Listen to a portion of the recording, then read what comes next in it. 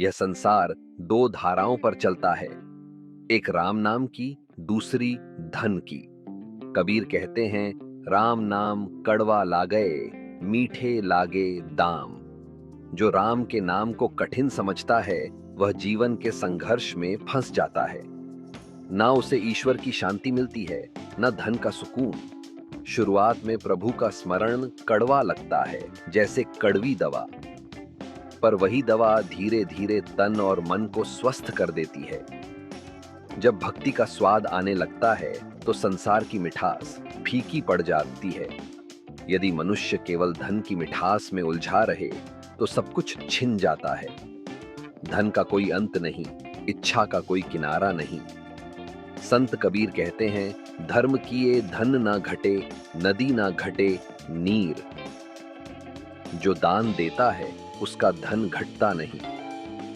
राम नाम में जो मिठास है, वह आत्मा को भर देती है। जब मनुष्य इच्छाओं से मुक्त होकर प्रभु में रम जाता है, तब जीवन प्रकाश से भर जाता है। यही है जीवन का सच्चा मार्ग, राम के नाम में रमना, माया से मुक्त होना और उस मधुर शांति को पाना जो अमर है। संत कबीर जी का दोहा है। कबीर राम नाम कड़वा लागे, मीठे लागे दाम। दुविधा में दोनों गए, माया मिली न राम। अंग्रेजी भाषा में ये कहा जा सकता है, one who finds spiritual remembrance very bitter and material pleasure very sweet, for them life becomes tug of war. Such a person gains neither the joy of divine realization nor the true contentment that the wealth promises. Both contentment and wealth slips away in his life. दूसरा धोआ है, धर्म किए धन न घटे, नदी न घट नीर। अपनी आँखों देखी ले, यों कथ कहें Kabir. Kabir ji reminds us that by charity, service, and righteous activities do not diminish our wealth. It is like a river that keeps flowing yet never runs dry. Wealth given for the good causes returns multifold. संत कबीर जी कहते हैं, राम नाम कड़वा लागे, मीठे लागे दाम। प्रभु का नाम स्मरण प्रारंभ में किसी को भी अच्छा नहीं लगता, क्योंकि ये पहाड़ पर चलने जैसी यात्रा है। इसको इस प्रकार समझो, जैसे कड़वी दवाई खाना अच्छा नहीं लगता, मीठा खाना ही अच्छा लगता है। पर कड़वा खाने से ही आपका शरीर ठीक रहता है, आपका डायबिटीज कंट्रोल में रहता है, आप धीरे धीरे स्वस्थ हो जाते हैं। लेकिन अगर मिठाई ही खाते रहेंगे, तो आपका शरीर खराब हो जाएगा और धीरे धीरे आप बीमारी की अवस्था में पहुंच सकते हैं। इसी तरह प्रभु का नाम भी शुरू में बड़ा कष्टदायक लगता है, लेकिन अगर आप विचलित ना हो और प्रभु के साथ लगते लगे ही रहो, तो धीरे धीरे इसमें मिठास आने लगती है। मिठास का आप अनुभव कर सकते हो, आपके मन में शांति आ जाएगी, आपका शरीर ठीक होने लगेगा, आपकी बीमारियां भाग जाएंगी, जीवन में कष्ट धीरे धीरे कम होने लगेंगे। लेकिन अगर आप प्रभु के रास्ते में नहीं हो, धन कमाने में ही लगे हो, जैसे व्यक्ति मिठाई खाने में रहता है, तो धन धीरे धीरे आपका बढ़ता जाता है, इससे आपके मन में अशांति होती है। धन को संभालने में आपको कष्ट होता है। आप रात भर सो भी नहीं पाते कि मेरा धन चोरी ना चला जाए, और धन की वृद्धि करते ही रहते हैं। उसका सदुपयोग नहीं कर सकते, क्योंकि धन आपको केवल रोटी, कपड़ा और मकान ही देता है। उसके लिए बहुत ज़्यादा धन की आवश्यकता नहीं। अगर आपकी इच्छाओं का कोई अंत नहीं है, तो जितना भी धन होगा वो कम ही रहेगा। आप साइकिल से स्कूटर पे आओगे, स्कूटर से कार पे आ जाओगे, कार से मर्सिडीज पे आ जाओगे, फिर हेलीकॉप्टर, और उसके बाद आप चाहोगे आपके पास निजी हवाई जहाज भी हो, और अंत में कहीं पर भी आपको शांति का अनुभव नहीं होगा, और ये सब कुछ इधर ही रह जाएगा, और समय आने पर आप शरीर छोड़ दोगे। जितना भी आप धन कमाओगे, अगर आपकी इच्छाएं भी बढ़ती जा रही हैं, तो कमाया हुआ धन आपकी इच्छाओं की पूर्ति नहीं कर सकता। लेकिन अगर आप प्रभु की तरफ चलोगे, तब आपके अंदर शांति होगी, आपका स्वास्थ्य अच्छा होगा, थोड़े भोजन में ही आपको आनंद आएगा। जो सांसारिक व्यक्ति है, अगर वो धन अर्जन करने में ही लगा है, तो वो प्रभु की आवश्यकता नहीं महसूस करता। प्रभु की आवश्यकता वो तभी महसूस करता है जब वो कष्ट में होता है, अन्यथा धन संचार में ही लगा रहता है। पर जो व्यक्ति प्रभु की तरफ है, तो अपने जीवन यापन के लिए उसको सांसारिक कार्य करना पड़ता है, ताकि उसके पास कुछ धन आए और उसका जीवन ठीक से चल सके। अगर परिश्रम से शुभ कार्य करते हुए थोड़े धन में वो ज़्यादा सुखी रहता है, उसके बाल गोपाल भी स्वस्थ रहते हैं, उनमें बुद्धिमत्ता भी ज़्यादा रहती है, और अपने बच्चों को पढ़ाने में उसको ज़्यादा व्यय भी नहीं करना पड़ता, क्योंकि प्रभु ने उसको जो बाल गोपाल दिए हैं, वो उसकी श्रद्धा और भक्ति के कारण ही उसके पास हैं। वो जन्म से ही बुद्धिमान रहेंगे, क्योंकि जैसा उसने धन अर्जित किया है, जो शुद्ध धन उसके पास है, उसी से उसने शुद्ध भोजन लिया है, उसी से उसका शरीर भी शुद्ध है। तो उस शुद्धता से ही उसकी संतान भी स्वस्थ होगी और पवित्र होगी, बलशाली भी होगी, और उनका मानसिक स्तर भी बचपन से ही ऊंचा होगा। ये आप जीवन में अपने चारों तरफ भी देख सकते हो। जो व्यक्ति धन अर्जन में ही रहता है, वो काम में ही डूबता रहता है। राम तो उसके जीवन में नाम मात्र ही रहता है, क्योंकि उसका आकर्षण धन की तरफ ही है। वो थोड़े में रहना जानता ही नहीं, ज्यादा आराम में रहकर अपना स्वास्थ्य भी खराब करता है, अशुद्ध भोजन भी लेता है, और उसके संतान भी गलत रास्तों पे ही चलती है। प्रभु आपकी आवश्यकताएं हमेशा ही पूर्ण करता है, लेकिन अगर आपको अपनी वासनाएं पूर्ण करनी है, तो संसार के कीचड़ में आपको उलझना ही पड़ेगा।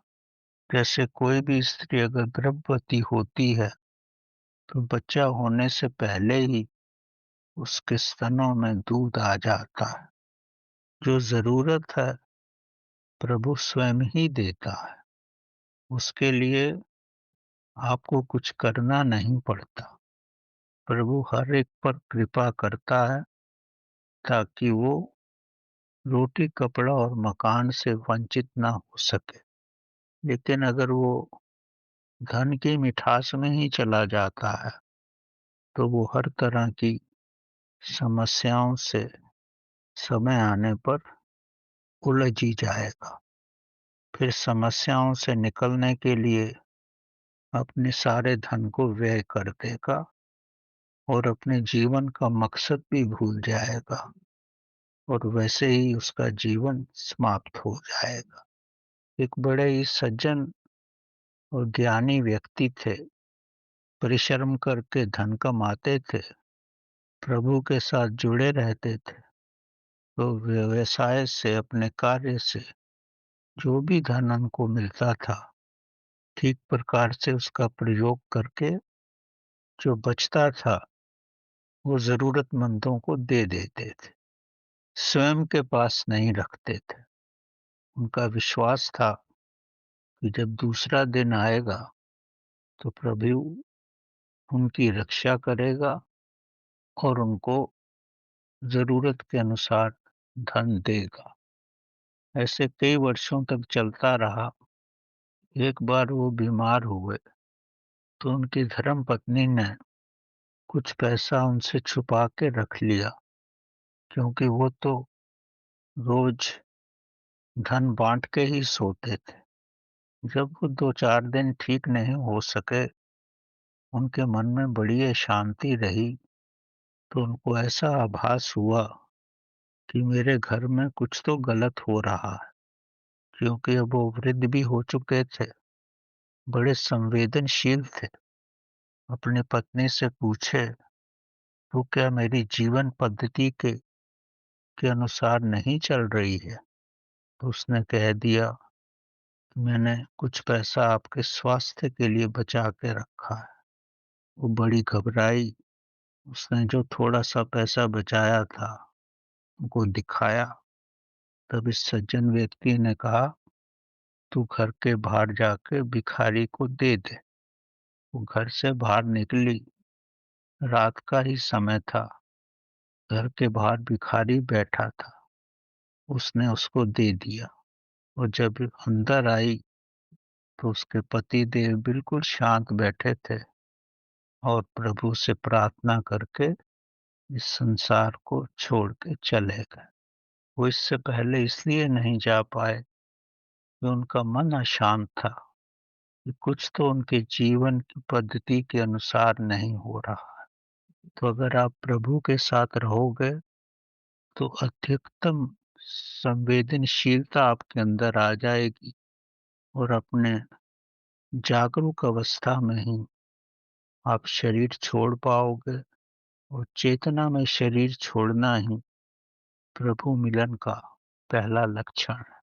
सज्जन व्यक्ति को यही प्रयत्न करना चाहिए कि वो उतना ही कमाए जितने में वो सुखी रह सके, उसके बाल-गोपाल भी सुखी रह सकें, उसको कभी भी शारीरिक या मानसिक अस्वस्थता नहीं आ सकती, क्योंकि वो बिना इच्छा के ही जीता है। ज़रूरत से जीना बिना इच्छा के जीने के बराबर ही है। ज़रूरत से ज़्यादा प्रयोग करके अगर आप जियोगे तो कष्ट ही पाओगे और संसार भी शांति से नहीं छोड़ पाओगे। पवित्र धन अर्जन करने से व्यक्ति में ना काम रहता है, ना क्रोध रहता है, लोभ, मोह, अहंकार से तो वो दूर ही रहता है। वो कंचन की तरह रहता है और जब वो कंचन की तरह रहेगा तो जीवन में किसी प्रकार की समस्याएँ आना मुश्किल ही हो जाएगा। साधारण व्यक्ति को प्रतिदिन 250 ग्राम ही खाने की आवश्यकता होती है। उसमें कोई ज़्यादा धन नहीं लगता। वो किसी दुविधा में भी नहीं रहता। वो माया में भी नहीं रहता। वो प्रभु की तरफ ही रहता है और पूर्ण रूप से स्वस्थ ही रहता है। जो प्रभु के ज्ञान में रहते हैं, उनकी आत्मा प्रकाशित हो जाती है। स्वयं के ज्ञान के लिए और अपने अंदर प्रकाश लाने के लिए धन में धन अर्जित करने में ज़्यादा समय लगाने की आवश्यकता नहीं है। अगर प्रभु के मार्ग पे चलोगे तो स्वास्थ्य भी मिलेगा, जीवन में हर प्रकार की शांति रहेगी और जीवन प्रकाशमय रहेगा। एक छोटी सी कथा है। एक राजा के 3 पुत्र थे। वो एक योग्य बालक को राजा बनाना चाहता था। तीनों राजकुमारों के पास एक-एक महल था। राजा ने तीनों को कुछ धन दिया, बराबर ही धन दिया तीनों को, और ये बोल कर के गया कि मैं 1 माह के पास वापिस आऊँगा। आप कम से कम धन खर्च करना और अपना घर भर लेना, जैसा भी आप उचित समझो। जब 1 माह के पास राजा वापिस आया, तो एक राजकुमार ने तो थोड़ा धन खर्च करके अपना महल कूड़ा-करकट से ही भर लिया। राजा तो उस महल में खड़ा भी नहीं हो सका, इतनी दुर्गंध आ रही थी। दूसरे राजकुमार के पास गया, तो उसने थोड़ा धन खर्च करके पुरानी और फालतू वस्तुओं से अपना घर भर लिया। वो बचा हुआ धन राजा को वापिस कर दिया। इन दोनों राजकुमारों को देख के उसके मन में बड़ा संताप हुआ। तो अंत में निराश मन से तीसरे राजकुमार के पास गया। जैसे ही वहां पहुंचा, तो उसने लगभग सारा ही धन उसको वापिस कर दिया और अपने महल में ले गया, और महल को इतना प्रकाशवान किया हुआ था कि जैसे दिवाली का त्योहार ही है। तो राजकुमार ने कहा, थोड़े धन से महल को भी प्रकाशित किया जा सकता है और अपने मन को भी ज्ञान से प्रकाशित किया जा सकता है। ज्ञान और ध्यान में कोई धन नहीं लगता। प्रभु के पास जाने में कोई धन का व्यय नहीं होता, और उससे ज्ञान भी मिलता है, बुद्धि भी मिलती है, चेतना का विकास भी होता है, और अंत में व्यक्ति प्रभु के पास पहुंच जाता है। राजा अपने खुशी के आंसू नहीं रोक सका, और उसको लगा कि उसके घर में प्रभु स्वयं ही प्रकट हो गए। स्वाभाविक था कि उसी का राज तिलक किया गया। प्रभु भक्ति से आपके अंदर इतना ज्ञान आ जाता है, आपकी गाय भी कामधेनु बन जाती है। बड़ी मशहूर गाथा है महर्षि वशिष्ठ की, जो राम के भी गुरु थे, और दशरथ ने राम सहित अपने सभी पुत्रों को शिक्षा के लिए इन्हीं के पास भेजा था। ये परम ज्ञानी थे, अपना समय प्रभु भक्ति में ही गुजारते थे। इनके शब्दों से ज्ञान ही निकलता था, इनकी वाणी में ज्ञान था, और इनके नेत्रों में भी ज्ञान की ही चमक आ गई थी। बड़ा शांत इनका आश्रम था। एक बार राजा कौशिक इनके पास आए, कहीं से युद्ध करके आ रहे थे, तो रास्ते में उनको वशिष्ठ जी का आश्रम मिला। महर्षि वशिष्ठ से मिलके बड़े प्रसन्न हुए। महर्षि वशिष्ठ ने उनके सब सैनिकों के लिए और जितने भी व्यक्ति उनके साथ आए थे, सबके लिए भोजन का प्रबंध किया। राजा कौशिक बड़े प्रसन्न हुए। इस जंगल में इतने थोड़े समय में सब लोगों के भोजन का भी इंतजाम हो गया, और इतना स्वादिष्ट भोजन, उनको बड़ा आश्चर्य हुआ। तब उनको मालूम पड़ा कि इनके पास तो एक कामधेनु गाय है, जो ये चाहते हैं सब कुछ मिल जाता है और सब बड़ी सरलता से हो जाता है। राजा कौशिक बोले, महर्षि, आप हमको ये कामधेनु गाय दे दो। महर्षि ने कहा, राजन, कामधेनु गाय दी नहीं जाती, वे स्वयं ही अर्जित करनी पड़ती। पर राजा कौशिक की समझ में नहीं आया। वो बहुत रुष्ट हो गया और इनसे युद्ध करने में अग्रसर हुआ। पर वशिष्ठ ने अपने नेत्रों की महाशक्ति से, अपनी चेतना की महाशक्ति से, जो उनके अंदर शून्य की महाशक्ति थी, उनको पराजित किया और वो चले गए। उसके बाद राजा, जो बाद में विश्वामित्र बने, उन्होंने तपस्या की और बहुत सारे अस्त्र शस्त्र लेकर के फिर से महर्षि वशिष्ठ के पास युद्ध के लिए आए। इनके पास इतनी बलशाली सेना थी, सब अस्त्र शस्त्र थे, पर वशिष्ठ के पास कुछ भी नहीं था। ये अपनी आध्यात्मिक और ज्ञान शक्ति से ही उनको पराजित कर दिए। तो विश्वामित्र की समझ में आया कि प्रभु का ज्ञान एक महान ज्ञान है।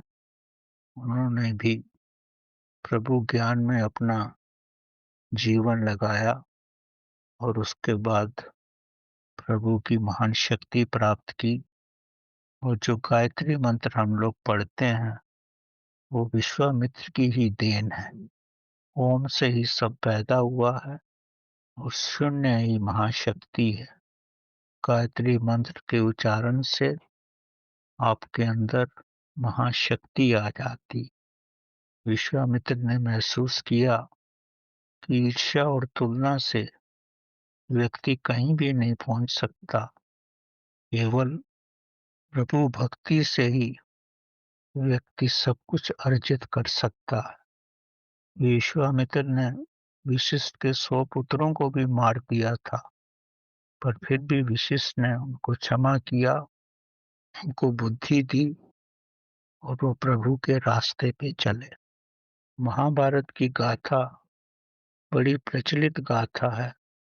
कृष्ण भगवान पांडवों के साथ ही थे। पांडवों की सेना भी बहुत छोटी थी। कौरवों की सेना बड़ी महान थी, महायोद्धा थे। फिर भी वो पराजित हुए, क्योंकि जहाँ पर प्रभु की शक्ति रहती है, प्रभु की शक्ति का मिठास होता है, उन्हीं की विजय होती है।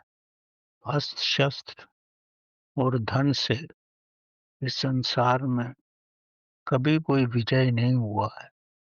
विजय तो केवल व्यक्ति प्रभु की कृपा से और प्रभु के रास्ते पे चलने मात्र से ही होता है।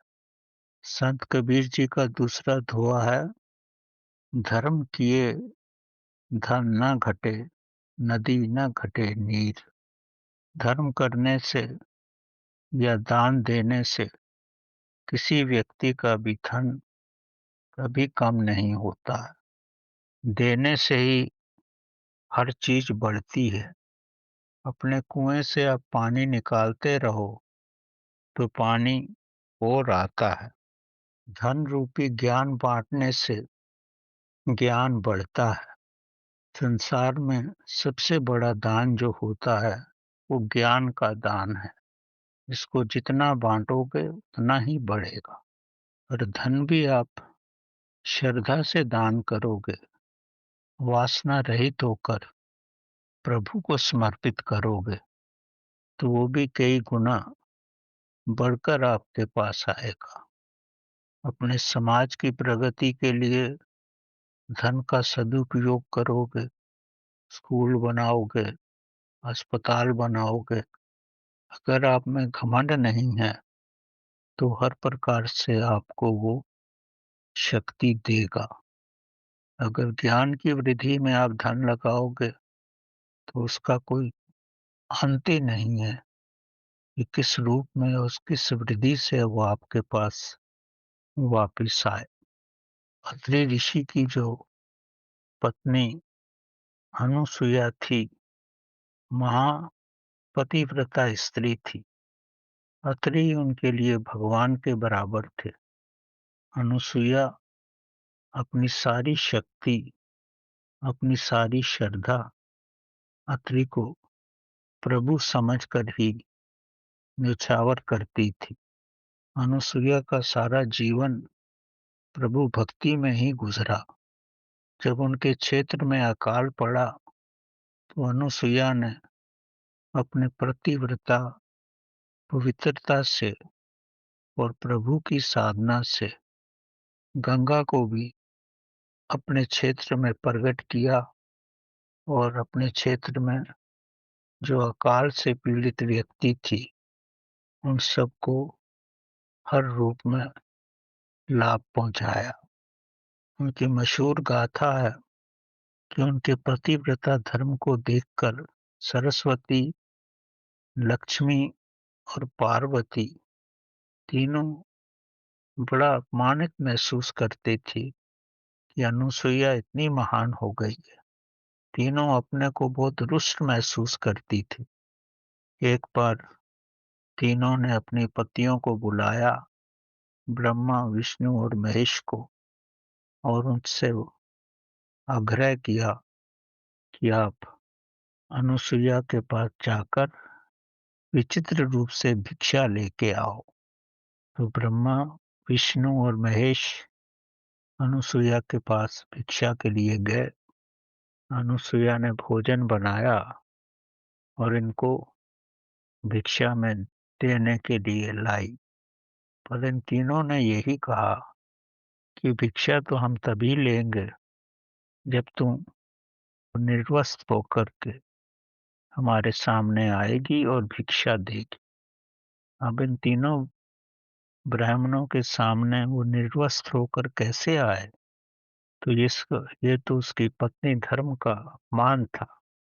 अनुसुईया ने, चूंकि वो प्रभु भक्ति में थी, उसके पास धर्म का धन था, वो अपनी आंखों से सब कुछ देख पा रही थी।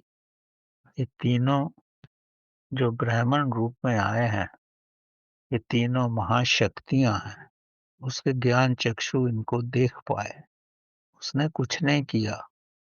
जो गंगा जल उसके पास था, इन तीनों पे छिड़क दिया और ये तीनों बालक बन गए। निर्वस्त्र होकर के तीनों को इसने अपना दूध पिला दिया, दुग्ध पान करवा दिया। पत्नी धर्म का भी पालन किया, ब्राह्मणों को भी प्रसन्न कर लिया, उनकी भी इच्छा पूरी हो गई और ये किसी भी रूप से विचलित नहीं हुई। कभी ऋषि यात्री जो उनके पति थे वो आए, तीन बालकों को देख के बड़े आश्चर्य में पड़े, पर एक ही क्षण में सब समझ गए कि तीनों ये महाशक्तियां हैं। अपनी पत्नी की प्रशंसा की और अत्रि महर्षि ने जब ये समझ लिया ये ब्रह्मा, विष्णु, महेश हैं, तो वो भी अपने प्रत्यक्ष रूप में सामने आ गए। बड़े प्रसन्न हुए अत्रि से, अनुसुईया से, और महर्षि अत्रि से बोले, तू क्या आशीर्वाद चाहता है?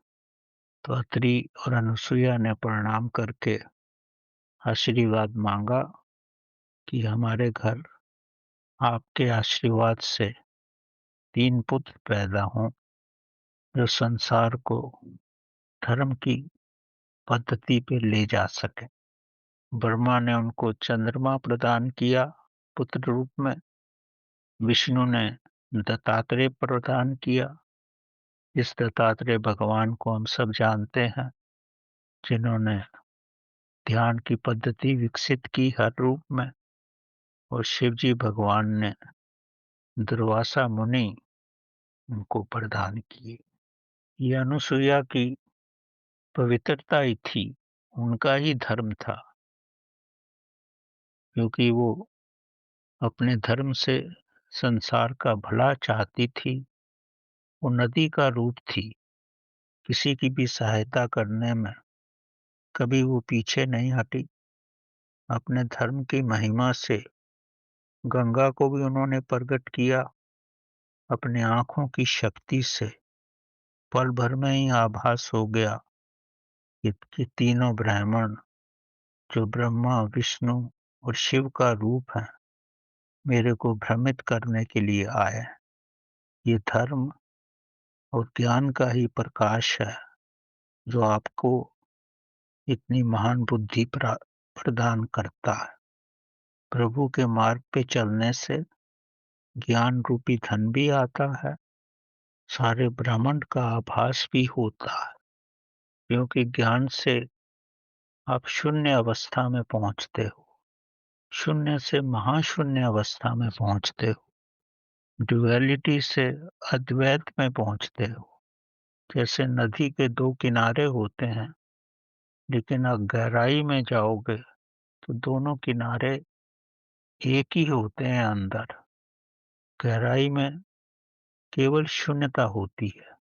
जब आपके अंदर की शून्यता ब्रह्मांड की शून्यता से मिलती है, तो जो आप चाहते हो वही ब्रह्मांड से प्रकट भी हो जाता है। जैसे अनुसुईया अपनी ज्ञान की शक्ति से महाशून्य से मिली हुई थी, और उस महाशून्य ने उनके स्थान पर गंगा को प्रकट किया। ये अवस्था केवल प्रभु के रास्ते पर चलने से ही आती है। प्रभु आपको पूर्ण इच्छा रहित कर देता है, और जब आप इच्छा रहित हो जाते हो तो आप प्रभु का रूप हो जाते हो। और जब प्रभु का रूप होते हो तो जो आप चाहते हो, समाज की भलाई के लिए या अपने ज्ञान के लिए, पल भर में ही आपको सब कुछ मिल जाता है। लेकिन अगर आप जीवन में धन ही जमा करते रहोगे तो धन तो इधर ही रहेगा, और आप सब कुछ छोड़कर चले जाओगे। प्रभु की सुगंध में रहो, प्रभु की सुगंध का ही प्रचार करो, और उस सुगंध में स्वयं को विलीन करके प्रभु तक पहुंचो। यही जीवन की महा उपलब्धि है, और यही जीवन का लक्ष्य है। तो हम सबको धन में न जाकर प्रभु के नाम में जाना और उसके साथ एक होना, ये हमारा लक्ष्य होना चाहिए। धन्यवाद।